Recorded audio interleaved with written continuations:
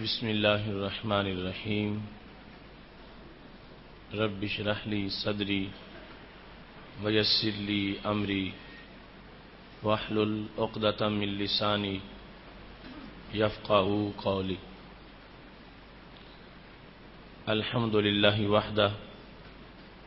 والصلاة والسلام علی من لا نبی بعدہ وعلی آلہ واصحابہ الذین اوفوا عہدہ۔ اما بعد فاعوذ باللہ من الشیطان الرجیم بسم اللہ الرحمن الرحیم ان اللہ بالناس لرؤوف الرحیم صدق اللہ العظیم وصدق رسولہ النبی الکریم الامین۔ ان اللہ وملائکتہ یصلون علی النبی یا ایہا الذین آمنوا صلوا علیہ وسلموا تسلیما۔ الصلاۃ والسلام علیک یا سیدی یا رسول اللہ وعلی آلک واصحابک یا حبیب اللہ۔ مولاي صل وسلم دائما ابدا علی حبیبک خیر الخلق کلہم منزہ عن شریک فی محاسنہ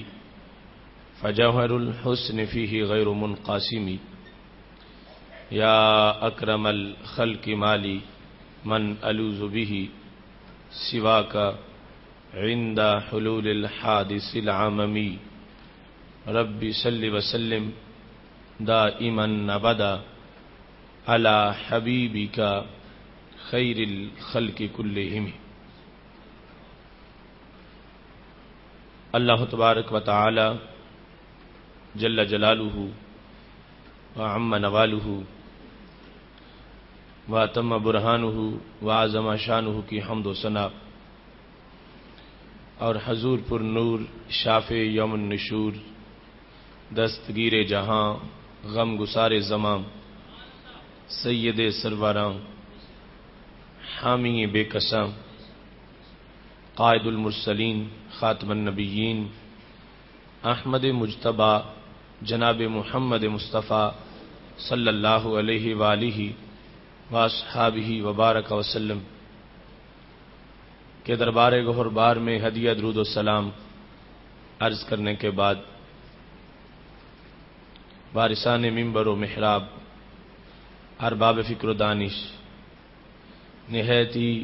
معزز و محتشم حضرات و خواتین سامعین و ناظرین، رب ذوالجلال کے فضل اور توفیق سے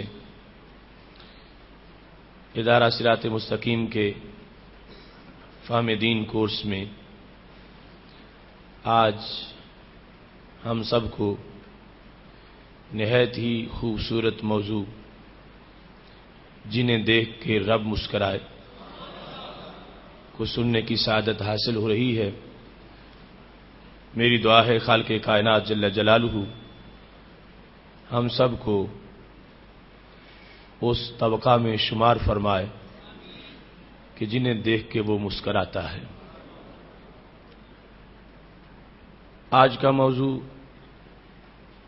یقیناً ہمارے دیگر تمام موضوعات کی طرح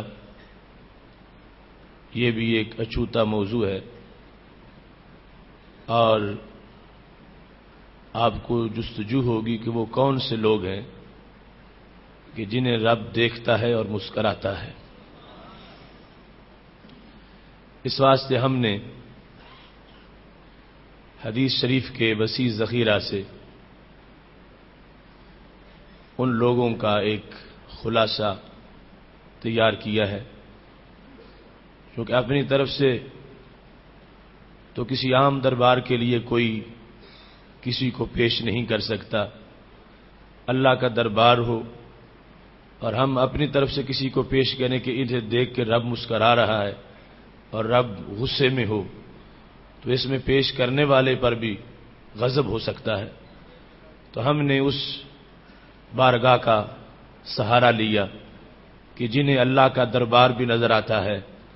اور اللہ کے دربار میں لوگوں پر رحمتوں کی برسات بھی نظر آتی ہے۔ سب سے پہلے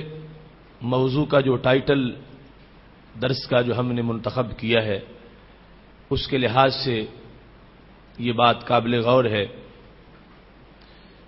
کہ یہ ہمارے عقائد کا حصہ ہے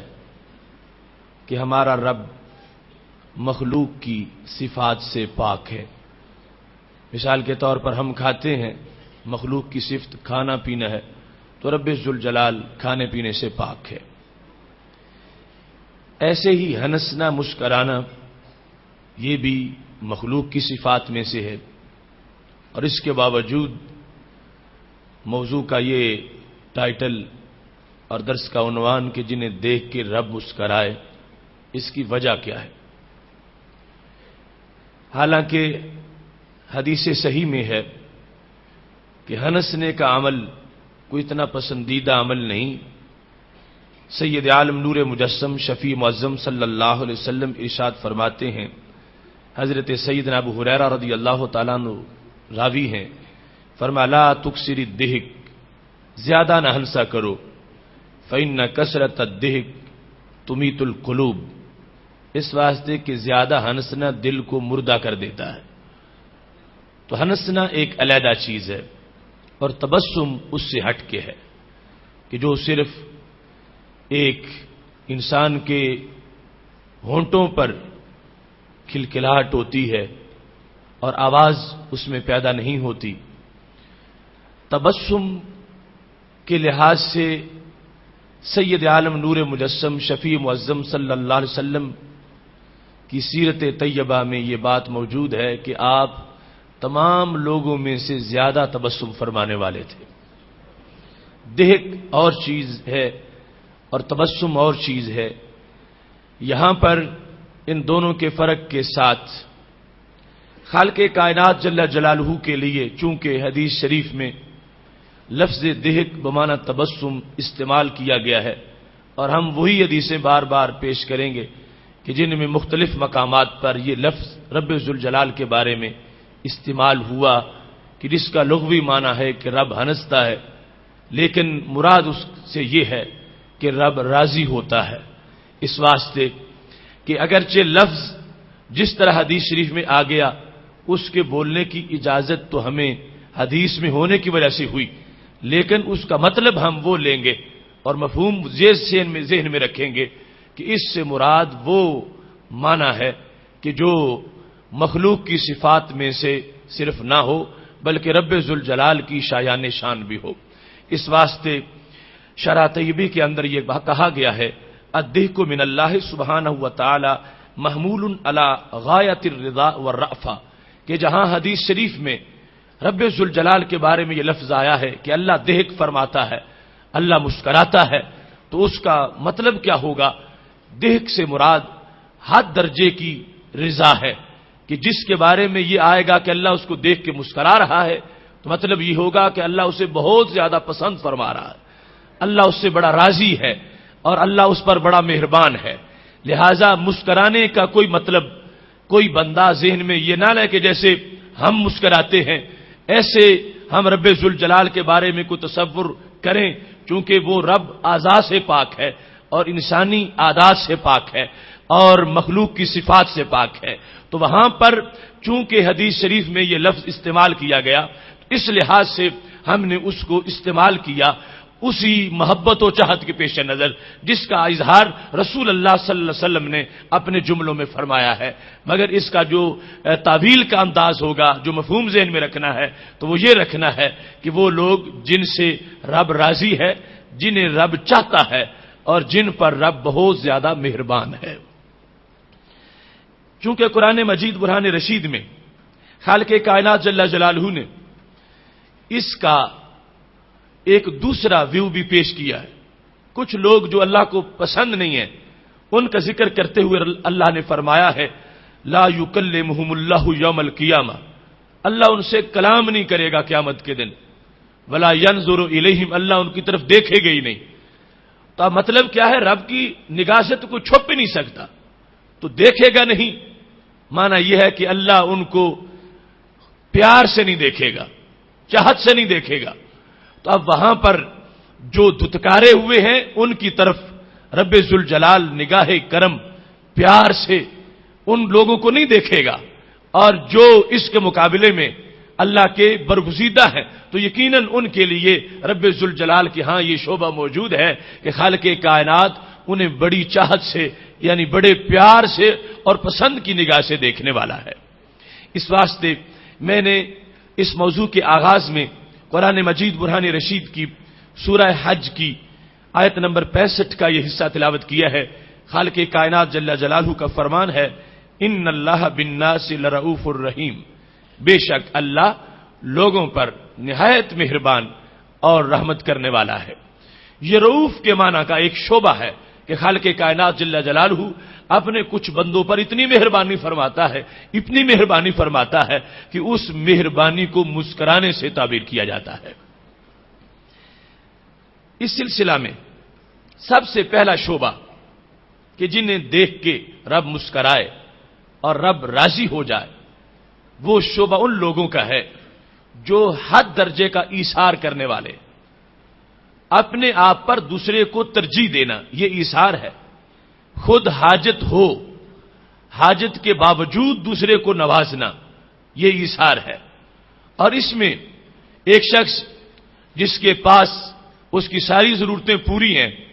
کھانے کے لیے، پینے کے لیے، اور اس نے کسی فقیر کو 1 لاکھ روپیہ دے دیا، اس کے 1 لاکھ کا اتنا فائدہ نہیں ہوگا جتنا اس شخص کی 1 روٹی کا فائدہ ہوگا کہ جس کے پاس 1 روٹی ہی تھی اور کھانے لگا تو سائل آ گیا، اس نے وہ روٹی اٹھا کے سائل کو عطا کر دی، کہ حاجت کے باوجود اس نے وہ ایثار کیا ہے۔ تو خالق کائنات جل جلالہ ایثار کی بنیاد پر اس بندے کو پسند کرتا ہے اور اس کو خالق کائنات جل جلالہ اپنی رضا خصوصی کا ایک منبر عطا فرماتا ہے۔ اس سلسلہ میں سید عالم نور مجسم شفیع معظم صلی اللہ علیہ وسلم کے دربار کا بڑا حسین منظر ہے۔ حضرت ابو ہریرہ رضی اللہ تعالی عنہ روایت کرتے ہیں کہ نبی علیہ الصلوۃ والسلام کے پاس ایک مہمان آ گیا، کہیں سے چلتا ہوا، دربار رسالت کے تصور میں جب پہنچا تو اب اس نے رات بسر کرنا تھی، اس کے کھانے کا اہتمام کرنا تھا۔ تو میرے محبوب علیہ الصلوۃ والسلام نے اپنے گھر پیغام بھیجا تو ازواج مطہرات کی طرف سے جواب آیا، ما معنا الا الماء، ہمارے گھر میں پانی کے سوا کچھ نہیں، پانی سے ضیافت ہو سکتی ہے۔ یہ دیکھو اختیاری فقر کہ پوری کائنات جن کی مٹھی میں ہے، گھر میں کھجوریں بھی نہیں، جو بھی نہیں، کھانے کے لیے کچھ بھی نہیں، اور وہ کتنی عظیم خواتین ہیں کہ جو گھر میں اس انداز میں ہیں پھر بھی رب سے شکایت نہیں۔ اللہ تعالیٰ کے دربار میں شکر ہے کہ اگرچہ ہمارے گھر کھجوریں نہیں ہیں مگر ہمارے گھر اللہ کا تازہ قرآن اترتا ہے۔ محبوب علیہ الصلوۃ والسلام کو جواب پہنچ گیا کہ گھر میں کھانے کے لیے کچھ نہیں ہے۔ تو میرے محبوب علیہ الصلوۃ والسلام نے صحابہ کا جو مجمع تھا، جتنے بھی 5-10 بیٹھے ہوئے تھے، فرمایا من یضیف ھذا، اس کو کون مہمان بنائے گا؟ سید عالم صلی اللہ علیہ وسلم نے جب یہ فرمایا، قال رجل من الانصار انا، ایک انصاری نے کہا ہم نے پہلے بھی بہت سے مہاجرین کو اپنا مہمان بنایا ہے، تو یہ ہمارا مہمان ہوگا، میں اس کو اپنے گھر لے جاؤں گا۔ لہذا اس نے اپنے گھر سے پتہ کروائے بغیر مہمان وصول کر لیا کہ سید عالم صلی اللہ علیہ وسلم کا مہمان ہے تو یہ ہمارا مہمان ہے، لہذا اس کو لے کر وہ انصاری اپنے گھر چلے گئے۔ جب گھر پہنچے تو زوجہ نے یہ بتایا، ما عندنا الا قوت صبیانی، ہمارے گھر تھوڑا سا تو ہے مگر صرف اتنا ہے کہ جتنا ہمارے بچے کھا سکتے ہیں، نہ میرے لیے ہے اور نہ ہی میرے شوہر تمہارے لیے ہے، صرف بچوں کے کھانے جتنا ہمارے گھر میں موجود ہے۔ تو وہ صحابی کہنے لگے، اکرمی ضیف رسول اللہ صلی اللہ علیہ وسلم، بچوں کا کوئی معاملہ نہیں، یہ ہمارے نبی علیہ السلام کا مہمان ہے، تو اس واسطے یہ بھوکا نہیں رہنا چاہیے۔ اب میں ذمہ داری اٹھا کے آ گیا ہوں، لہذا بچوں کا کوئی اور بندوبست کرتے ہیں اور جو کچھ گھر میں ہے وہ اس مہمان کو کھلائیں گے۔ یہ انداز ہے صحابہ کرام علیہم رضوان کا کہ نیکی کی گہرائی تک پہنچتے ہیں، اور ایسا رب ذوالجلال نے ان کو نیکی کا کھوج لگانے کا ان کو شوق دیا تھا کہ انہوں نے اس جگہ سے نیکی تلاش کی جہاں پہلی امتوں میں کوئی تصور بھی نہیں پایا جاتا تھا۔ تو کہنے لگے میری بیوی حیّی طعامک، تم اپنا کھانا تیار کرو، وَأَصْبِحِ سِرَاجَکِ، اور شام ہوتے ہی چراغ جلا دو، اور نَوِّمِ صِبْیَانَکِ، اور اپنے بچوں کو آہستہ آہستہ تھپکی دے کر سلا دو، بچے جاگتے نہ رہیں، بچوں کو کسی طرح تم سلا دو۔ اور جس وقت عشاء کا ٹائم ہوگا، کھانے کا وقت ہوگا، تو میں مہمان کو لے کر جب ساتھ بیٹھوں گا تو پھر صورتحال یہ ہوگی کہ تم لا کے سامنے کھانا رکھ دو گی، اور جو میں نے تمہیں طریقہ بتایا ہے اسی کے مطابق بچوں کو سلا کر کھانا تم نے سامنے رکھنا ہے، چراغ جل رہا ہوگا۔ اس کے بعد جب تم کھانا رکھ کے فارغ ہو چکی ہوگی تو تم نے آہستہ سے چراغ کے پاس پہنچ کے اسے صحیح کرنے کی نیت سے اس کو پھونک مار دینی ہے تاکہ چراغ بجھ جائے، کھانا ہمارے مہمان کے پاس ہو، ہم اس کو بھوکے نظر آئیں تو وہ ہمیں دیکھ نہ سکے، اور اس کو یہ شرمندگی نہ ہو کہ جس گھر میں میں پیٹ بھر کے کھانا کھا رہا ہوں اس کے تو چھوٹے چھوٹے بچے بھی بھوکے سوئے ہوئے ہیں اور اس گھر کے افراد خانہ بھوکے ہیں۔ یہ صحابی نے اپنی زوجہ کو ترکیب سکھا دی ہے۔ جس وقت کھانے کا ٹائم ہوا، چراغ جل رہا تھا، وہ صحابی کی اہلیہ کھانا لے کے جس وقت انہوں نے صحابی کو دیا اور مہمان کے سامنے رکھا گیا، وہ چراغ کے پاس پہنچی اور وہی انداز ان کا تھا کہ جس سے وہ چراغ کو یوں ہاتھ لگا رہی تھی کہ جیسے کچھ صحیح کرنا چاہتی ہیں کہ چراغ کی روشنی زیادہ ہو جائے۔ ایسے میں انہوں نے اس کو پھونک ماری تاکہ یہ پتہ نہ چلے مہمان کو کہ یہ جان بوجھ کے بجھایا گیا ہے، وہ سمجھے کہ صحیح کرنے لگی تھی اور چراغ بجھ گیا ہے۔ لہذا چراغ بجھ گیا، اندھیرا ہو گیا اور مہمان کے سامنے کھانا موجود ہے، اور اتنا نہیں تھا کہ صحابی خود بھی شامل ہو سکتے اور ان کی اہلیہ بھی کھا سکتی، اور انہوں نے یہ بھی اپنے مہمان کو محسوس نہیں ہونے دینا تھا کہ ہم بھوکے ہیں۔ اب اندھیرا ہے اور بڑا عجیب انداز تھا ان دونوں کا، گھر والے اور گھر والی کا۔ فَجَعَلَا يُرِيَانِهِ أَنَّهُمَا يَأْكُلَانِ، ان دونوں نے یہ ظاہر کیا کہ ہم بھی کھانے میں شریک ہیں، ہم بھی کھانا کھا رہے ہیں۔ کس طرح برتن رکھے، برتن اٹھائے، برتنوں کے رکھنے کی آواز پیدا کی۔ اب اندھیرا تھا، وہ مہمان سمجھ رہے تھے کہ جیسے میں کھا رہا ہوں ایسے یہ صحابی بھی کھا رہے ہیں، ان کی زوجہ بھی کھا رہی ہے۔ انہوں نے جعلا یریانہ یہ ظاہر کیا، یعنی ایک آج ہمارے ہاں تکلف ہے اور ایک وہ خلوص کا تکلف تھا کہ جس میں وہ اپنے مہمان کی جو اتنی ضیافت چاہتے ہیں کہ اس کے خیال کی بھی میزبانی ہو جائے، اس کو یہ شرمندگی نہ ہو کہ میں تو کھا رہا ہوں اور گھر والے بھوکے ہیں۔ لہذا چراغ بجھایا ہوا ہے اور برتن رکھتے ہیں، برتن اٹھاتے ہیں، آواز پیدا ہوتی ہے کہ جیسے یہ بھی کھانا کھا رہے ہیں۔ حقیقت میں وہ کھانا نہیں کھا رہے تھے، انہوں نے چراغ بجھایا ہوا تھا، مہمان تو نہیں دیکھ رہا تھا مگر رحمان دیکھ رہا تھا کہ یہ کیسے لوگ ہیں کہ جنہوں نے اپنے آپ کو بھوکا بھی رکھا ہے اور بھوک پہ کور بھی چڑھایا ہے، بھوک کو چھپایا ہے اور اپنے مہمان کو شرمندگی سے بچایا ہے کہ میں کھا رہا ہوں اور گھر والے بھوکے ہیں۔ لہذا یہ کافی دیر سلسلہ جاری رہا، مہمان نے پورے اطمینان سے کھانا کھا لیا۔ جس وقت رات گزر گئی، سید عالم نور مجسم شفیع معظم صلی اللہ علیہ وسلم کے دربار میں یہ صحابی پہنچے جو رات کو مہمان ساتھ لے گئے تھے۔ اب دیکھیے کیا سیما پاتھی، کیا ان لوگوں کی قسمتیں حصے میں جن کی آئیں وہ مہتاب صحبتیں، جن کی نگاہ میں جلوے تھے میرے حضور کے، جن کے دلوں پہ پہرے تھے وجد و سرور کے۔ اب صبح پھر حاضری لگ گئی ہے، صحابی پہنچے ہیں۔ اب سید عالم نور مجسم شفیع معظم صلی اللہ علیہ وسلم صرف اپنے گھر کو ہی نہیں دیکھتے، صحابہ کے گھر بھی سامنے ہیں، جو مہمان بھیجا ہے پیچھے اپنی نگاہ بھی ہے کہ میرے مہمان کے ساتھ اس سلوک کیا ہوتا ہے اور کھلایا کیا جاتا ہے۔ اور صرف یہ نہیں دیکھا کہ میرے گھر میں میرے مہمان کے ساتھ میزبانوں نے سلوک کیا کیا ہے، یہ بھی دیکھا ہے کہ میرے میزبانوں کے ساتھ میرے رحمان نے کیا سلوک کیا ہے۔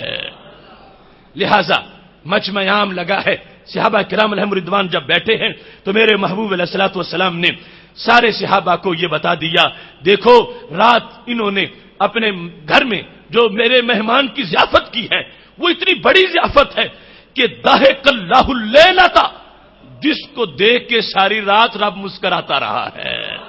یہ لفظ استعمال کر دیا، ضحک اللہ، اللہ ہنستا رہا، اللہ مسکراتا رہا، مطلب جو اس کی شان کے لائق ہے، جو اس کی شان کے مطابق ہے، یعنی اللہ نے بڑا پسند کیا ان کے انداز کو، خود سیکھا ہے، خود انہوں نے بنایا ہے کہ یوں کرنا چاہیے۔ گھر میں تھوڑا تھا مگر انہوں نے اپنے مہمان کی جو خدمت کی اس میں کوئی کسر نہیں آنے دی، اور اس کے خیال کی بھی میزبانی کی ہے۔ خالق کائنات جل جلالہ ساری رات ضحک اللہ اللیلۃ، ان کے اس عمل پر اللہ اتنا راضی رہا ہے کہ خالق کائنات جل جلالہ نے اپنی رحمتوں کو ان کے بڑا قریب کر دیا ہے۔ ادھر سے یہ بات ہو رہی تھی، ادھر سے جبریل آ رہے تھے کہ خالق کائنات نے آیت بھی نازل کر دی ہے، وَيُؤْثِرُونَ عَلَىٰ أَنفُسِهِمْ وَلَوْ كَانَ بِهِمْ خَصَاصَةٌ۔ ان انصار کی شان یہ ہے اور صحابہ کی شان یہ ہے، یہ اپنے اوپر اوروں کو ترجیح دیتے ہیں، اگرچہ خود محتاج ہوں مگر پھر بھی اوروں کا کام ضرور کر دیتے ہیں۔ جیسے ان کے بچے بھی بھوکے تھے،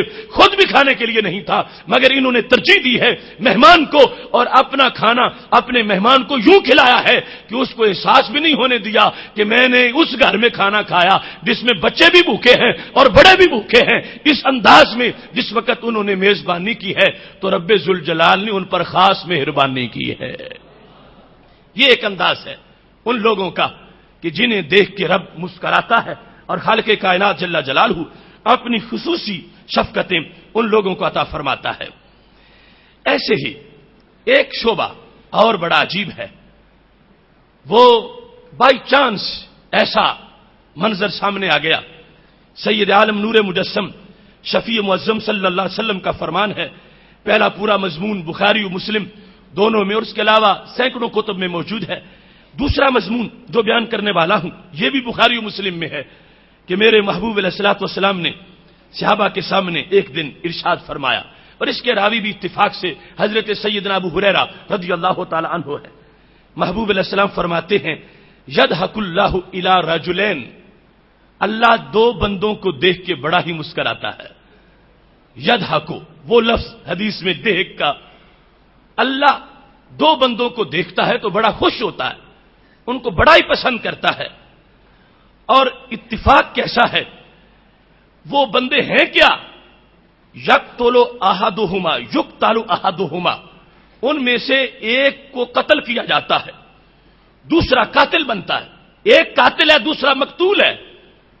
اور بائی چانس دونوں ہی جنت میں داخل ہو گئے ہیں۔ قاتل و مقتول بھی ہیں اور جنتی بھی ہیں۔ اللہ ان کی حسن اتفاق پر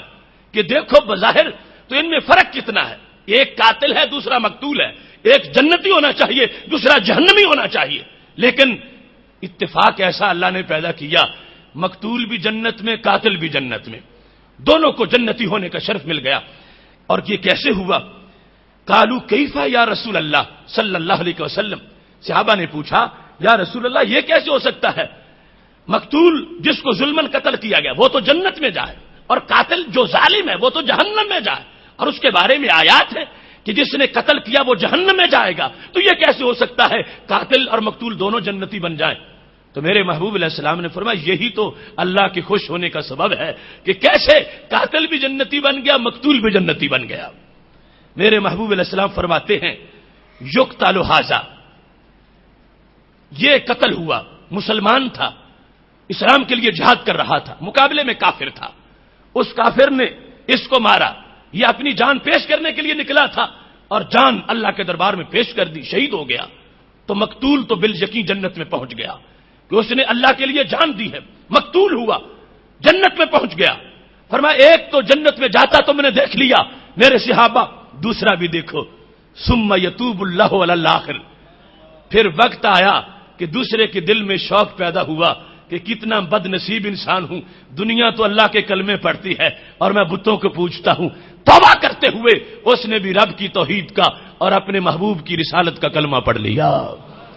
اور اسلام ایسی چیز ہے کہ اسلام سے سارے پہلے داغ دھل جاتے ہیں۔ جتنے بھی انسان کے پیکر پر گندگی ہو وہ ساری کی ساری ختم ہو جاتی ہے، اور جتنی بھی نامہ اعمال کی سیاہی ہو جب اسلام کی پھوار پڑتی ہے تو وہ ساری سیاہی ختم ہو جاتی ہے۔ میرے نبی علیہ السلام فرماتے ہیں رب نے اس کی توبہ کو قبول کر لیا۔ یہ توبہ اس شکل میں تھی، ویسے تو جس وقت کوئی قاتل ہوگا، مسلمان ہے اور قاتل ہے، توبہ کرتا رہے تو توبہ سے قتل معاف نہیں ہوگا، وہ حقوق العباد میں سے ہے، اس کو خمیازہ بھگتنا پڑے گا۔ لیکن اتفاق ایسا تھا یہ بندہ جب قاتل تھا تو کافر تھا، اب اس نے کلمہ پڑھا اور یہ اسلام میں آ گیا، پھر یہ بھی جھنڈا اسلام کا لے کے نکلا اور اسلام کے لیے اللہ کے راستے میں یہ رستہ میں اللہ کی رضا کے لیے جہاد کر رہا تھا۔ تو کیا ہوا؟ فیستشہد، اسے بھی کسی کافر کی تلوار لگی تو یہ بھی جام شہادت پیتا ہوا جنت داخل ہو گیا۔ فرمایا میرے محبوب علیہ السلام نے دیکھو اللہ ان کو پسند کرتا ہے، اللہ ان کو دیکھ کے مسکراتا ہے کہ بظاہر یہ اپوزیشن تھے ایک دوسرے کی، لیکن بالآخر اسلام نے ان کو کتنا ملا دیا ہے کہ جنت میں شریک ہو گئے ہیں، اور جنت میں ان کے دل میں ایک دوسرے کا کوئی بغض نہیں ہے، اور خالق کائنات جل جلالہ نے قاتل و مقتول دونوں کو جنت عطا فرما دی ہے۔ ایسے ہی کنز المال میں حدیث شریف موجود ہے، ابو رزین روایت کرتے ہیں کہ سید عالم صلی اللہ علیہ وسلم نے ایک دن یہ ارشاد فرمایا ضحک ربنا من قنوت عبادہ وقرب عفوہ، ہمارا رب مسکراتا ہے کس کو دیکھ کر کہ ایک بندہ دعا مانگ رہا ہے اور مانگ مانگ کے اسے لگتا ہے کہ قبول نہیں ہوگی اور اب مایوس ہو گیا ہے، اور ادھر سے اللہ فیصلہ کر چکا ہے کہ میں نے ضرور قبول کرنی ہے، درمیان میں پردہ ہے، یہ ادھر کہتا ہے کہ میں اتنے سال ہو گئے دعا مانگتا رہا ہوں میری تو قبول ہوتی نہیں ہے، اور ادھر عرش کا فیصلہ قبولیت کا ہو چکا ہے، درمیان میں ایک حجاب ہے۔ یہ وہ موقع ہے کہ جب رب ذوالجلال کو پھر اس بندے پہ مسکراہٹ آتی ہے کہ یہ اپنے آپ کو کتنا گرا ہوا سمجھتا ہے، حالانکہ میں نے تو اس کو عفو عطا فرما دی ہے اور اس کو پتہ نہیں چل رہا۔ جس وقت محبوب علیہ الصلوۃ والسلام نے یہ ذکر کیا فرمایا من قنوت عبادہ وقرب عفوہ، بندے نا امید ہونے کو ہے اور ادھر عفو بالکل قریب آ چکی ہے، اللہ کی معافی قریب ہے اور بندہ اپنے آپ کو نا امید بنائے ہوئے ہے۔ ایسی صورتحال کے اندر بھی خالق کائنات دیکھ رہا ہے کہ بندہ پردے میں اس طرح لپٹا ہوا ہے، وہ نا امید ہے، ہزاروں اندھیرے اس کے سامنے ہیں اور بڑا مایوس ہو چکا ہے، مگر خالق کائنات اس مایوسی کے عالم میں وہ بندہ جو موجود ہے اسے جس کی عفو کا فیصلہ ہو چکا ہے اللہ دیکھتا ہے اور مسکراتا ہے کہ میرا کیسا بندہ ہے، اسے کوئی پتہ نہیں کہ میں نے اس کے لیے کتنے اہتمام فرما دیے ہیں۔ یہ جس وقت حدیث شریف سید عالم صلی اللہ علیہ وسلم نے بیان کی، یہاں پر صحابہ نے بھی سوال کر لیا جو شروع میں نے وضاحت کی، تو میرے محبوب علیہ السلام سے صحابہ کہنے لگے وَيَضْحَكُ الرَّبُّ، سرکار کیا رب بھی مسکراتا ہے؟ آپ رب کی مسکراہٹ کے بارے میں فرما رہے ہو، کیا رب بھی ہنستا ہے، دیکھ کرتا ہے، رب بھی مسکراتا ہے؟ تو جس وقت صحابہ نے پوچھا تو اب یہ وہی بیان کر سکتے ہیں جو رب کی طرف نگاہ کرے اور رب نظر بھی آتا ہو اور رب کو دیکھتے بھی ہوں اور رب کی ملاقات بھی کرتے ہو اور زیارت بھی ہوتی ہو۔ تو میرے محبوب علیہ السلام نے فرمایا قال نعم، ہاں میرا رب مسکراتا ہے، میرے رب کی مسکراہٹ ہے جو اس کی شان کے لائق ہے، وہ رضا اور مہربانی۔ سرکار نے باقاعدہ نام کا لفظ جب بولا تو اب ابو لذین کہنے لگے جب سرکار نے یہ فرمایا ہاں رب مسکراتا ہے تو ہم نے سرکار کے سامنے ایک جملہ کہہ دیا اگر رب مسکراتا ہے لن نعدم من رب یضحک خیرا، جب رب مسکراتا ہے تو صحابہ کہنے لگے پھر ہم اس رب سے ضرور خیر پائیں گے، پھر وہ کرم والا رب ہے، وہ ضرور معاف کر دے گا۔ یہ آگے سے صحابہ نے اضافہ کر دیا کہ اگر واقعی سرکار آپ جو فرما رہے ہو رب مسکراتا ہے تو پتہ چلا صرف غصے والا نہیں ہے کہ اس کا جلال ہی برستا رہے، وہ جمال والا ہے، پھر ہمیں بڑی امید ہے لن نعدم، پھر معدوم نہیں پائیں گے ہم اپنے رب سے خیر کو، جو رب مسکراہٹ والا ہے ضرور اس کی مسکراہٹ کی چمک سے ہمارے گناہ معاف ہو جائیں گے۔ اس کے ساتھ ہی سید عالم نور مجسم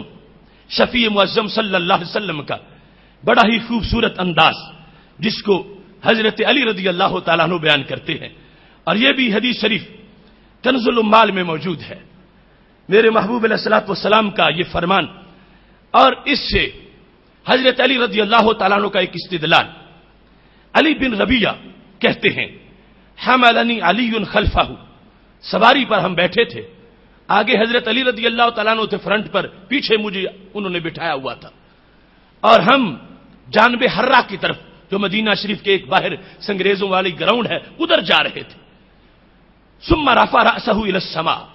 حضرت علی رضی اللہ تعالی عنہ نے آسمان کی طرف سر اٹھایا، ثم التفت الی، چہرہ آسمان کی طرف اٹھایا، پھر پلٹ کے مجھے دیکھا، یدھا کو ساتھ مسکرا بھی رہے تھے۔ عجیب منظر تھا کہ حضرت علی رضی اللہ تعالیٰ عنہ نے آسمان کی طرف نگاہ کی اور راوی کہتے ہیں پلٹ کے مجھے دیکھا، آسمان کی طرف دیکھ کے مسکرائے، مجھے دیکھ کر میری طرف جب التفات اور توجہ کی تو مسکرا رہے تھے۔ جب اس انداز میں یہ جو عمومی طور پر بندوں کے لحاظ سے بندہ دیکھے کسی کو اور اس کے بعد مسکرائے کسی کی طرف دیکھ کر، تو یہ ایک اس میں خاص معنی ہوتا ہے۔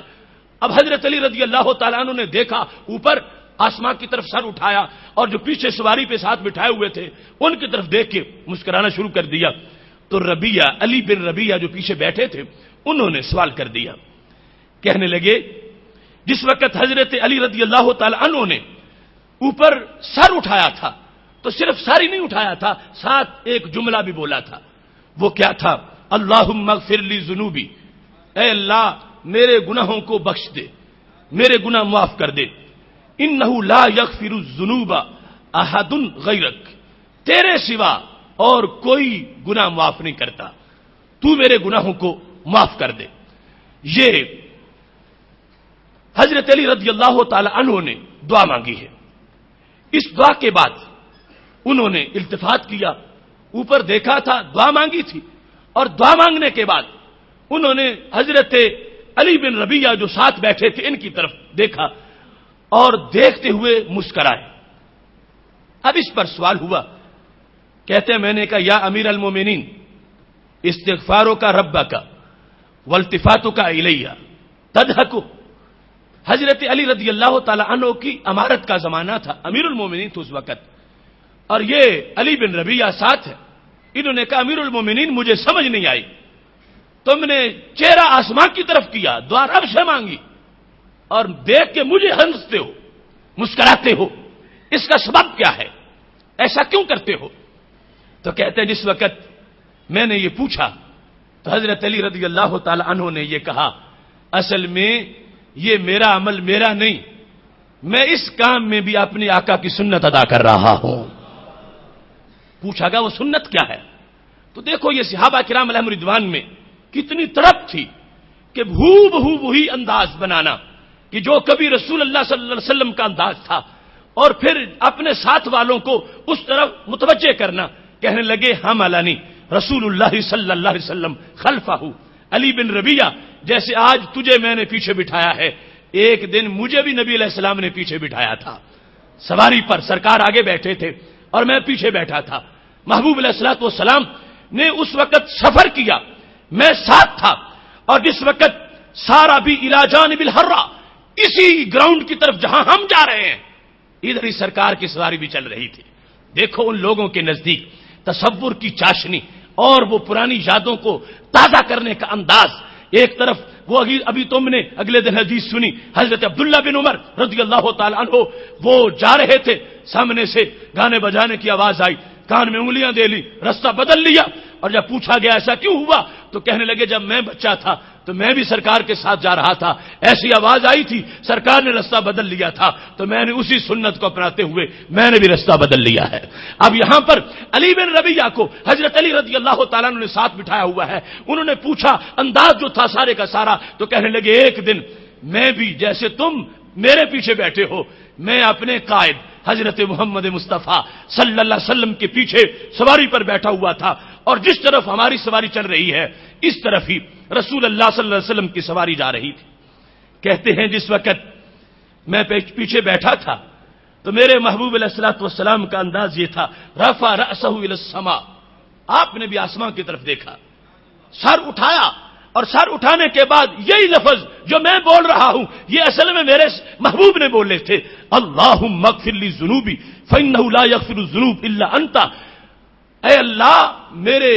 گناہ معاف کر دے۔ اب یہاں پر جب رسول اللہ صلی اللہ علیہ وسلم کے لحاظ سے بولیں گے تو پھر ترجمہ گناہ نہیں ہوگا، چونکہ محبوب علیہ الصلوۃ والسلام آپ کو خالق کائنات نے وہ عصمت عطا فرمائی ہے، وہاں یہ ہوگا کہ ایک نیکی کرتے ہیں، اس کے بعد دوسری نیکی جب آتی ہے تو وہ پہلی سے اتنی ایڈوانس نیکی ہوتی ہے کہ پہلی نیکی بعد والے کے مقابلے میں ادنا سی محسوس ہوتی ہے، تو اس کو انبیاء ذم سے تعبیر کرتے ہیں۔ ویسے نہ گناہ ہے نہ خطا ہے، تو مطلب یہ تھا امت کو تعلیم دینی تھی۔ اب حضرت علی رضی اللہ تعالی عنہ نے یہ لفظ سنے ہیں تو یاد کر لیے ہیں۔ محبوب علیہ الصلوۃ والسلام اصل میں تعلیم ہی دینا چاہتے تھے، تو حضرت علی کہتے ہیں یہ الفاظ میرے محبوب علیہ الصلوۃ والسلام نے بیان کیے اور میں نے سن لیے اور میں نے یاد کر لیے، اور انداز کیا تھا ان کا بیان کرنے کا کہ جس وقت انہوں نے یہ الفاظ بولے تھے، لا یغفر الذنوب احد غیرک، تیرے سوا اور کوئی گناہ کو معاف نہیں کرتا، جس وقت یہ رسول اللہ صلی اللہ علیہ وسلم نے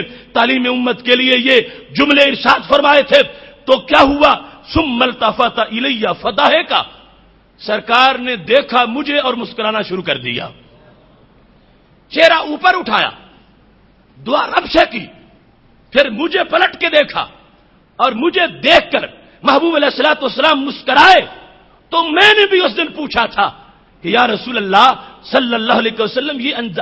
کیسا انداز ہے جس سے بات کی جاتی ہے تو اس کے ساتھ مسکراہٹ کا تبادلہ بھی ہوتا ہے، تمہاری گفتگو رب کے ساتھ ہے اور پھر مسکراتے میری طرف دیکھ کے ہو، سبب کیا ہے، وجہ کیا ہے؟ حضرت علی رضی اللہ تعالیٰ عنہ کہتے ہیں جس وقت میں نے سید عالم نور مجسم شفیع معظم صلی اللہ علیہ وسلم سے پوچھا تو میرے محبوب علیہ السلام کا جملہ کتنا خوبصورت تھا، کہتے ہیں فرمانے لگے دہک تو لے دہ کے ربی، میں اس لیے مسکرایا ہوں کہ میرا رب مسکرایا ہے، دہک تو لے دہ کے ربی، علی یاد رکھو میں نے جو تمہیں دیکھ کے مسکراہٹ اپنے ہونٹوں پہ پیدا کی ہے یہ اللہ کی مسکراہٹ کی ترجمانی کر رہا ہوں کہ تجھے پتا چل جائے کہ میرا رابطہ میرے رب سے ڈائریکٹ کتنا ہے، میں عرش پہ جا کے اس کے عرش پر بیٹھ کے دیدار کروں، وہ لمحات تو اپنی جگہ میرے رب نے مجھے فرش پہ چلتے ہوئے اور سواری پہ بیٹھے ہوئے بھی اپنے دربار سے محروم نہیں کر رکھا، میں چلتا فرش زمین پر ہوں مگر پھر بھی رب ذوالجلال کے جلوے میری نگاہوں کے سامنے ہوتے ہیں، دہک تو لے دہ کے ربی۔ اب دیکھیے یہاں سے پتا کیا چلا کتنا بڑا سٹیٹس ہے ہمارے محبوب علیہ السلام کا، اور کون ہوگا جو رب سے مسکراہٹوں کے تبادلے کرتا ہو، جو رب کو دیکھے اور مسکرائے اور رب ان کو دیکھے اور اپنی شان کے مطابق مسکرائے، یہ سید عالم نور مجسم شفیع معظم صلی اللہ علیہ وسلم کی ذات گرامی ہے کہ آپ جس وقت آپ نے یہ عرش کی بات کا ترجمہ کرنا چاہا اور پیغام دینا مقصود تھا کہ علی تم یہ نہ سمجھنا یا کوئی یہ نہ سمجھے کہ ہم جب فرش پہ ہوتے ہیں تو عرش سے ہمارا رابطہ نہیں ہوتا، ہمارا اتنا تیز رابطہ ہے اور اتنا قریب کا رابطہ ہے کہ ہم مسکراتے بھی اللہ تعالیٰ سے باتیں کرتے ہوئے ہیں اور خالق کائنات سے ہمارا رب قائم ہوتا ہے، اللہ تبارک و تعالیٰ کی مسکراہٹ کی وجہ سے علی میرے ہونٹوں پہ بھی تبسم آیا ہے۔ اب اس وقت سید عالم نور مجسم شفیع معظم صلی اللہ علیہ وسلم نے یہ ارشاد فرمایا تو ساتھ ہی وجہ بیان کی کہ رب کیوں مسکرایا، تو فرمانے لگے لعجبہ لعبتہ، رب ذوالجلال اس بات پہ مسکرایا کہ جو میں نے امت کو تعلیم کے لیے یہ جملہ دیا ہے اور قیامت تک لوگ پڑھیں گے کہ اللہ گناہ کو معاف کر دے، تیرے سوا گناہ کوئی نہیں معاف کرتا، تو رب اس کو سن کے مسکرائے گا۔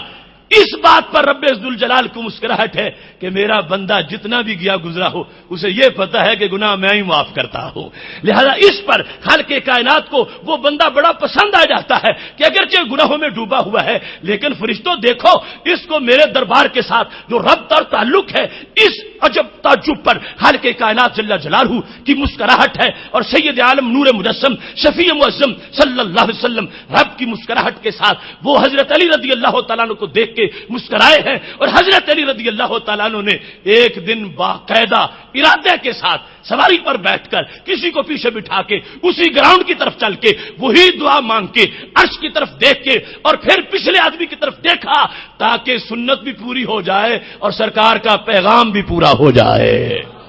کہ یہ حدیث میرے پاس ہے، میں اس کو ویسے صفہ پہ بیٹھ کے پڑھاؤں تو پڑھا سکتا ہوں، لیکن یہ صحابہ کا انداز ہے کہ وہی انداز بھی ہونا چاہیے جس انداز میں سرکار نے پڑھائی ہے۔ سرکار نے بتایا ہے، حضرت علی رضی اللہ تعالیٰ عنہ نے وہ انداز اختیار کیا ہے اور یہ بتا دیا کہ ہم ان کی شخصیت کے بارے میں سید عالم نور مجسم شفیع معظم صلی اللہ علیہ وسلم کے لحاظ سے جو ہمارا عقیدہ ہونا چاہیے، حضرت علی رضی اللہ تعالیٰ عنہ اس کو واضح کرنا چاہتے ہیں کہ کوئی ان سے ہم سری کے دعوے نہ کرے اور کوئی ان کو اپنے جیسا نہ کہے اور کوئی ان جیسا نہ بنے۔ اس واسطے ہم دیکھتے ہیں ہمیں وہ تھوڑے سے فاصلے کے بعد 100 گز ہو 200 گز ہو ہمیں کچھ اور نظر نہیں آتا، لیکن ان کی نگاہ وہ ہے 7 آسمانوں کے پار عرش عظیم پر جو رب ذوالجلال کے جلوے ہیں، یہ زمین پہ چلتے چلتے ان جلووں کی زیارت کر رہے ہیں۔ اور پھر یہ مشاہدہ بڑا تیز مشاہدہ تھا، چونکہ مسکراہٹ تک پہنچنا اور پھر جانبین سے مسکراہٹ کا ہونا، یہ بڑی قریب کی جو میٹنگ ہو اس کا انداز ہوتا ہے، اور دور سے کوئی جو ہے وہ پوری طرح آپس میں ایسا ربط پیدا نہیں ہوتا کہ جس کی وجہ سے انسان جو ہے وہ 1 ایکڑ دور بیٹھے ہوں اور آپس میں یا اس سے زیادہ تو وہ آپس میں مسکراہٹوں کا تبادلہ کر رہے ہوں، یہ نہیں ہوتا۔ بڑا خاص قرب ہوتا ہے، اس کی بنیاد پر ایسی صورتحال ہوتی ہے۔ بلا تمثیل سید عالم نور مجسم شفیع معظم صلی اللہ علیہ وسلم فرش پہ ہوتے ہوئے عرش کے اتنے قریب ہوا کرتے تھے کہ خالق کائنات جل جلالہ کے جلوے بھی سامنے ہیں اور مسکراہٹوں کا بھی پورا مشاہدہ کیا جا رہا ہے۔ یہاں پر بالخصوص وہ معاملہ بہت ہی عجیب ہے جس کو آج ہم حاصل کرنا چاہیں تو یقیناً کر سکتے ہیں۔ مشکات شریف کی 1228 نمبر حدیث شریف ہے، حضرت ابو سعید خدری رضی اللہ تعالیٰ عنہ اس کی روایت کرتے ہیں، کہتے ہیں ثلاثۃ یضحک اللہ الیہم، 3 قسم کے انسان ہیں جنہیں دیکھ کے رب مسکراتا ہے۔ اب وہی لفظ میں بار بار وہ احادیث پیش کر رہا ہوں کہ جن میں یہ لفظ دیکھ کا موجود ہے، جس کا جو مناسب ترجمہ تبسم اور تعویل اس کی اللہ کی مہربانی اور اللہ کی رضا ہے۔ 3 قسم کے لوگ ہیں جنہیں دیکھ کے رب مسکراتا ہے۔ یہ سید عالم صلی اللہ علیہ وسلم اپنی طرف سے ان کا اعلان کر رہے ہیں کہ جو چاہے وہ ان اقسام میں آ جائے اسے اللہ کی خصوصی مہربانی حاصل ہو جائے گی۔ 3 قسم کے لوگ کون سے؟ فرمایا سب سے پہلا وہ بندہ الرجل اذا قام باللیل یصلی، رات کا وقت ہو، بندہ مصلی پہ کھڑا ہو اور اللہ کو سجدے کر رہا ہو، قیام کر رہا ہو، یہ وہ بندہ ہے جسے رب دیکھتا ہے اور مسکراتا ہے۔ رب کی مسکراہٹ اللہ کی رضا کے حصول کے لیے، یعنی اسے کہیں کوئی بہت بڑا کام اور لمبا سفر نہیں کرنا پڑے گا، گھر میں جہاں بیٹھا ہے، جہاں موجود ہے، وضو کر لے، رات کی تنہائیاں ہوں، اللہ کے دربار میں حاضر ہو جائے، قیام کرے، سجدہ کرے۔ اس بندے کو جب عام لوگ سو رہے ہوں گے اور یہ جاگ رہا ہوگا اور رب ذوالجلال کے دربار میں حاضری دے رہا ہوگا، خالق کائنات اس پہ بہت زیادہ مہربان ہو جائے گا۔ دوسرے نمبر پر میرے محبوب علیہ السلام فرماتے ہیں والقوم اذا صفوا فی الصلاۃ، جب لوگ گھر سے نکلیں، مسجد پہنچے اور مسجد میں جا کر نماز پڑھنے کے لیے صف بنائیں، صف میں جب لائن میں کھڑے ہو رہے ہوتے ہیں تو اللہ کو اتنے پیارے لگتے ہیں کہ خالق کائنات انہیں دیکھ کے مسکراتا ہے کہ کوئی کہاں سے چلا، کوئی کہیں سے چلا، کسی نے کوئی کام چھوڑا، کسی نے کوئی آرام چھوڑا، اور چلتے چلتے ابھی نماز پڑھنے کے لیے اللہ کے دربار میں حاضر جب ہوں گے وہ معاملہ بعد میں ہے، صف پوری ہوئی ہے تو اللہ کی رحمت بھی پوری ان پہ اتر آئی ہے۔ خالق کائنات جل جلالہ اس انداز میں جس میں یہ صف بنا کے کھڑے ہوتے ہیں رب ذوالجلال دیکھتا ہے اور خوش ہوتا ہے کہ یہ کتنے بندے عجیب ہیں جنہیں میں سامنے نظر نہیں آتا مگر مجھے موجود سمجھ کے میرے دربار میں حاضری دے رہے ہیں۔ لہذا جس وقت با جماعت نماز ادا کرنے کے لیے لوگ صف بناتے ہیں، اس صف کو دیکھ کر بھی رب ذوالجلال انہیں اپنی مسکراہٹوں سے نوازتا ہے۔ تیسرے نمبر پر اذا صفوا فی قتال العدو، فرمایا ایک اور صف بھی ہے، جب وہ صف بنتی ہے تو اللہ کو وہ مجاہد بھی بڑے اچھے لگتے ہیں، جب وہ لائن بنا کے پوزیشنیں سنبھال کے اللہ کے دشمنوں کے خلاف لڑنے کے لیے کھڑے ہو جاتے ہیں، اور اللہ کے دشمنوں کو مٹانے کے لیے وہ میدان جہاد میں لائن بنا لیتے ہیں اور کمر بستہ ہو جاتے ہیں اور اپنی پوزیشن سنوار لیتے ہیں، تو اس انداز کے اندر خالق کائنات جل جلالہ انہیں بھی اپنی خاص مہربانیوں سے نوازتا ہے، اور خالق کائنات جل جلالہ اس صف کے اندر کھڑے ہوئے مجاہدین کو دیکھتا ہے تو اللہ تبارک و تعالی اپنی خصوصی شفقتیں ان کو عطا فرما دیتا ہے۔ تو میرے محبوب علیہ الصلوۃ والسلام نے یہ بیان اس لیے کیا تھا کہ لوگ سنیں، جب یہ سنیں گے کہ اللہ کچھ لوگوں کو دیکھ کے مسکراتا ہے تو ہر ایک کو شوق پیدا ہوگا، کاش کہ میں بھی وہ بن جاؤں کہ جن کو رب ذوالجلال اتنا پسند کرے، اور پھر یہ سمجھے گا کہ میرے پاس تو کوئی ذریعہ نہیں، میں کتنا خوبصورت بن جاؤں اور میرا کام کتنا خوبصورت ہو کہ اللہ مجھے دیکھ کے مسکرائے۔ تو سرکار کی سنت نے سہارا دیا، تمہیں کہیں جگر پگھلا کر ایسا مقام نہیں حاصل کرنے کے لیے محنتیں نہیں کرنی پڑیں گی، تھوڑا سا بڑھو، تھوڑا سا کام کرو اور تھوڑی سی بیداری پیدا کرو، تم گھر میں مصلی پہ کھڑے ہو کر رب کو سجدہ کرو گے، اللہ خصوصی مہربانی کا نزول فرما دے گا۔ اس کے بعد بڑا عجیب منظر ہے، اور یہ حدیث شریف اور اس کا پورا انداز آج ہمارے لیے اس میں بہت بڑا سہارا ہے، اور بہت بڑا ہمارے لیے یہ حوصلہ ہے اس بات کے اندر کہ سید عالم نور مجسم شفیع معظم صلی اللہ علیہ وسلم رب ذوالجلال کی خوشی کا موقع بیان کرتے ہیں کہ اللہ کتنا خوش ہوتا ہے اور کب خوش ہوتا ہے۔ اب دیکھیے، ناخوشی تو اس کو ہو جس کا کوئی کام پورا نہ ہو اور جس کی قدرتوں کے سامنے کوئی رکاوٹ نہیں ہے، اس کو تو ناخوشی ہو ہی نہیں سکتی۔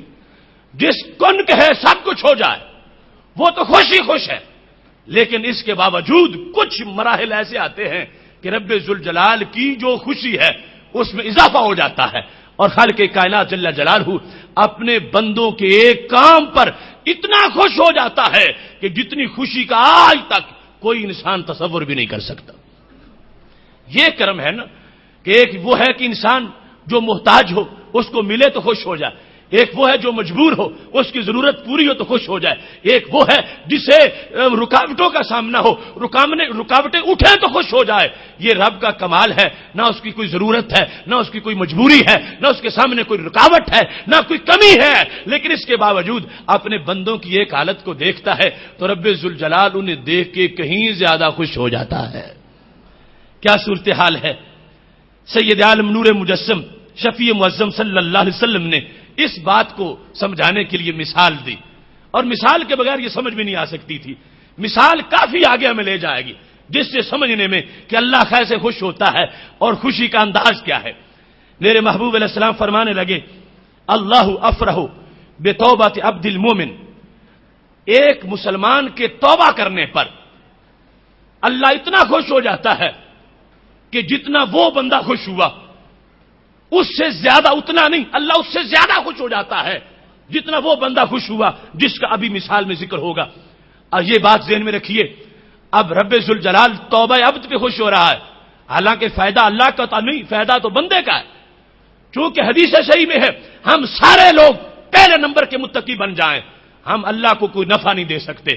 اور ہم سارے برے بن جائیں اللہ کو کوئی نقصان نہیں دے سکتے، وہ بے نیاز ذات ہے۔ لیکن اس کے باوجود جب ایک بگڑا ہوا انسان اور گناہوں میں ڈوبا ہوا انسان جس وقت در توبہ پہ آتا ہے تو اللہ کو اتنی خوشی ہوتی ہے جتنی خوشی کائنات میں کسی کو نہیں ہوتی۔ اب مثال کیا ہے؟ میرے محبوب علیہ السلام فرماتے ہیں، یوں سمجھو ایک شخص سواری پہ بیٹھا، نازل فی ارض دویجن، دویجہ وہ ایک لک دک صحرا سے گزرنا چاہتا، یعنی دور تک مہینوں کا سفر ہے اس صحرا میں، جہاں وہ ہلاکت والی زمین ہے کہ بندہ مشکل سے ہی کراس کرتا ہے، اس صحرا سے انسان سفر کر رہا تھا، اونٹنی پہ بیٹھا تھا، اور اس نے پانی بھی اپنا رکھا ہوا تھا، کھانا بھی رکھا ہوا تھا کہ اتنے دن گزارنے ہیں، وقت پر کچھ نہ کچھ کھا لیا کروں گا، اور یہ صحرا ضرور عبور کرنا ہے، لہذا پورا بندوبست کر کے وہ اپنی سواری پہ بیٹھ گیا۔ علیہا طعامہ و شرابہ، سواری پر اس کا کھانا بھی ہے اور پینے کے لیے پانی بھی ہے، بہت دنوں کا اس نے بندوبست کیا ہوا ہے۔ یہ انسان سفر کرتے کرتے تھک گیا تو اس نے کہا کہ کچھ دیر ریسٹ کر لوں اور پھر اٹھوں گا، سواری پہ بیٹھ جاؤں گا، اور چونکہ سفر تو ختم ہونے والا نہیں، اگر مسلسل بیٹھا رہا تو ویسے ہی مشکل ہے، لہذا فوادہ رأسہ فنام،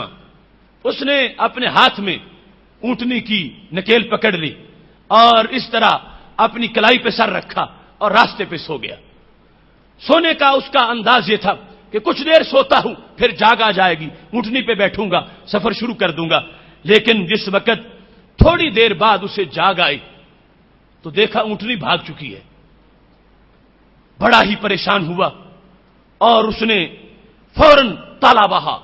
ادھر ادھر دوڑ کے اونٹنی کو ڈھونڈنا شروع کر دیا کہ اونٹنی پر ہی میری زندگی کا بندوبست ہے، نہ تو اس صحرا کو میں دوڑ کے عبور کر سکتا ہوں، نہ واپس پہنچ سکتا ہوں، نہ منزل پہ جا سکتا ہوں، اور کھانے پینے کا بندوبست جو تھا وہ بھی اونٹنی پر ہی تھا۔ لہذا اس بندے کو بڑی ہی پریشانی ہوئی۔ سید عالم صلی اللہ علیہ وسلم فرماتے ہیں کچھ دیر ڈھونڈتا رہا مگر پھر پیاس لگ گئی، بھوک لگ گئی۔ حتی اذا اشتد علیہ الحر والعطش، گرمی بھی تھی، بھوک بھی تھی، پیاس بھی تھی، او ماشاء اللہ، یا جو کچھ بھی اس کے لیے مصیبتیں تھیں ساری منہ کھول کے آ گئیں۔ یہ بندہ اکیلا، نہ کوئی انسانی آبادی ہے، نہ کھانے پینے کی کوئی چیز ہے، نہ کوئی حامی و مددگار ہے۔ اب یہ جو اس کا ذریعہ تھا اس صحرا کو عبور کرنے کا وہ اونٹنی ہے اور اسی پر زندگی کا سامان تھا، وہ سب کچھ اس کو نظر نہیں آتا۔ بیچارہ دوڑتا رہا، بھاگتا رہا اور اب بھاگنے کی طاقت بھی نہ رہی، ہانپ کے گرا ہے اور اب یہ سمجھتا ہے کہ سوائے مرنے کے اور کوئی میرا حل نہیں ہے۔ مجھے اونٹنی نہیں ملے گی اور مجھے کھانا بھی نہیں ملے گا، مجھے پینے کے لیے پانی بھی نہیں ملے گا، اور میں ویسے چل کے تو اب جا ہی نہیں سکتا۔ اتنے دنوں کا سفر جو اونٹنی پہ طے کرنا تھا اب چند قدم چلنے بھی میرے لیے مشکل ہو گئے ہیں۔ لہذا اس نے پکا ذہن بنا لیا کہ اب سوائے مرنے کے اور کوئی کام نہیں، مرنے کے لیے اب تیار ہو گیا۔ اور اس انداز میں اس نے وہ جگہ منتخب کی جو بالکل راستے کے اوپر تھی، کہ جو راستہ صحرا سے گزر رہا تھا، اور وہاں پر اس نے دوبارہ اب سونے کا ارادہ کیا، اور اسی جگہ پہ جہاں سے اونٹنی گم ہوئی تھی راستے کے پاس سے کہتا ہے ارجو الی مکانی الذی کنت فیہ، ڈھونڈتا دور نکل گیا تھا، کہتا چلو وہاں جا کے لیٹتا ہوں جہاں پہلے سویا ہوا تھا۔ فانام حتی اموت، میں سوتا ہوں تاکہ مر جاؤں۔ یہ اس کا خیال بن گیا ہے۔ لوگ سوتے ہیں جاگنے کے لیے مگر یہ شخص سو رہا ہے مرنے کے لیے۔ فانام، کہ آنکھیں بند کروں تاکہ مر جاؤں، کیونکہ اور تو کوئی حل نہیں ہے، زندگی بچ نہیں سکتی، موت کے منہ میں لیٹ چکا ہے، پوری طرح 100% مرنے کے لیے تیار ہو رہا ہے۔ اور عجیب انسان ہے، لوگ آنکھیں بند کرتے ہیں کھولنے کے لیے، لیکن یہ بند کر رہا ہے ہمیشہ بند کرنے کے لیے، اور لیٹ رہا ہے راستے کے کنارے پر کہ سوتا ہوں، موت کا وقت آ رہا ہے۔ اور یہ اس کا جو انداز تھا، وعدہ رأسہ علی سائدہ لیموت، اپنی کلائی پہ بازو پہ سر رکھا ہے کہ میں سو جاؤں تاکہ سونے کے اندر ہی مر جاؤں، یہ انداز لیے وہ سو رہا تھا۔ اور اس کا جو وہاں جا کے سونے کا انداز تھا، میرا یہ گمان ہے اس لیے سویا ہوگا کہ رستے پہ سوتا ہوں، مر تو جاؤں گا لیکن آخر مجھے دفن کرنے والا آج تو کوئی نہیں، ہو سکتا ہے ہفتے کے بعد کوئی گزرے تو میری ہڈیاں اٹھا کے زمین کے سپرد کر دے، رستے پر ہوں گا تو کوئی نہ کوئی تو مجھ پہ مہربانی کرے گا، میری ہڈیاں، میرا گوشت، اور میں اس طرح میرا بدن کہیں جانوروں کی طرح نہ پڑا رہے، کوئی گزرے گا تو وہ مجھے اٹھا کے زیر خاک کر دے گا۔ لہذا رستے کے کنارے پر وہ لیٹ رہا ہے مرنے کے لیے، اور اپنی پوری تیاری کر چکا ہے اور ذہن کو مطمئن کر چکا ہے اس بات پر کہ سوائے مرنے کے اب کوئی چارہ نہیں ہے۔ ایسی صورتحال کے اندر اس نے کلائی پہ سر رکھا، آنکھیں بند کی، اور نیند اپنی آنکھوں پر مسلط کر رہا ہے اور نیت مرنے کی ہے۔ تو کیا ہوتا ہے، تھوڑی دیر ہی بعد بھوک بھی تھی، پیاس بھی تھی، آخر مرنے کے لیے بھی تو کچھ تھوڑا سا اہتمام چاہیے تھا۔ نیند اس کو مرنے کے لیے بھی نہیں آ رہی تھی کیونکہ بھوک بڑی تھی، پیاسا بڑا تھا۔ لہذا تھوڑی دیر کے بعد اس کی آنکھ کھل گئی، بھوک اور پریشانی کی وجہ سے کہ اچھا سفر تھا، میں منزل پہ جانا چاہتا تھا، اب رستے میں موت آ گئی ہے۔ اسی میں جب آنکھ کھلی تو کیا دیکھا، وہ اونٹنی سرانے پہ آ کے کھڑی تھی۔ اذن راحلتہ عندہ، وہ اونٹنی تو آ کے اس کے پاس کھڑی ہے۔ اب وہ تو موت کے منہ سے واپس آ گیا۔ بڑی خوشی ہوئی کہ یہاں میرے لیے تو سارا مستقبل روشن ہو گیا، جس نے 100% مرنے کا بندوبست کر رکھا تھا اور مرنے کا پروگرام بنا رکھا تھا، اب 100% زندگی روشن ہو گئی۔ فوراً اس نے پانی لیا، پیا اور کھانا کھایا جو کچھ سواری پہ موجود تھا، اور اس کے بعد زندگی حشاش بشاش ہو گئی، جس طرح چراغ بجھ رہا ہو اور کوئی تیل ڈال دے تو فوراً روشنی برقرار ہو جاتی ہے۔ اس کی زندگی کا دیا گل ہونے کو تھا، اس میں پھر تیل ڈالا گیا اور فوراً سواری پہ بیٹھا اور اس کے بعد اس نے اپنی منزل کی طرف سفر شروع کر دیا۔ اب یہ مثال سید عالم نور مجسم شفیع معظم صلی اللہ علیہ وسلم نے صحابہ کے سامنے پیش کر کے فرمایا، میرے صحابہ، اس بندے کی خوشی کا اندازہ کر سکتے ہو جس کو مرنے پر یقین ہو گیا تھا کہ اب مروں گا اور آنکھیں بند کر رہا تھا مرنے کے لیے اور مرنے کے لیے تیار تھا پوری طرح، اور پھر اس کو وہ سواری مل گئی۔ اس کی خوشی کا کوئی اندازہ کر سکتے ہو کہ موت کے منہ سے جب وہ واپس آ رہا تھا تو اس کو کتنی خوشی ہوئی ہوگی۔ صحابہ کہنے لگے، یا رسول اللہ صلی اللہ علیہ وسلم،